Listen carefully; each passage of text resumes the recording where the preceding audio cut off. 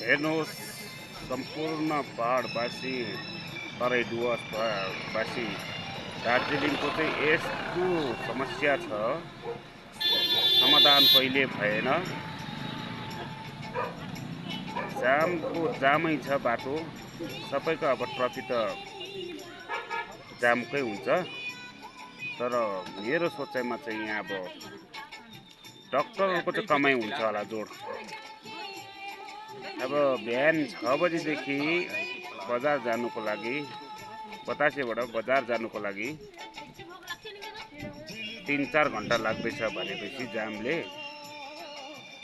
अन्त मान्छे त किडनी जान्छ त। अन्त टोइलेटको केही व्यवस्था छैन बाटोतिर, अन्त किडनी चाहिँ जाने रहेछ सबैको, पब्लिकको, ड्राइभरको, जति पनि गाडीमा यात्रा गर्नुहुँदैछ उहाँहरूको चाहिँ किडनी चाहिँ डाउट हुने रहेछ।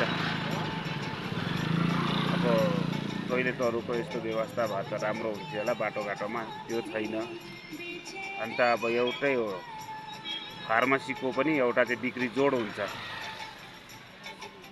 गाडीको ड्राइभरले, सम्पूर्ण ड्राइभरहरूले 10 जना क्यापेसिटी छ भने 12 वटा जस्तो चाहिँ प्याम्पस मागिराख्ने बेला भयो, साइजको। नानीहरू कहिलेकाहीँ त नानीहरू नि हुन्छ 10 जना क्यापेसिटीमा, 24 वटा जस्तो चाहिँ प्याम्पस मागिराख्ने बेला भयो, किनिराख्ने बेला भयो, साइजको। अन्त मात्रै समस्याको समाधान हुन्छ होला यो, नभए त किडनी सिडनी सबै जाला जस्तो छ है साथीभाइहरू। सबैको, पब्लिकको, ड्राइभरको, जति पनि गाडीमा चढ्ने यात्रीहरूको चाहिँ किडनीहरू चाहिँ, किडनी भित्रभित्र के छ सब खराब हुने रहेछ। यसरी अब 3-4 घन्टा यसरी लाइनमा पर्नु पऱ्यो भने त आफ्नो लक्ष्यमा पुग्नै त पाउँदैन। मलाई चाहिँ त्यस्तो लाग्यो है यो जाम देखेर।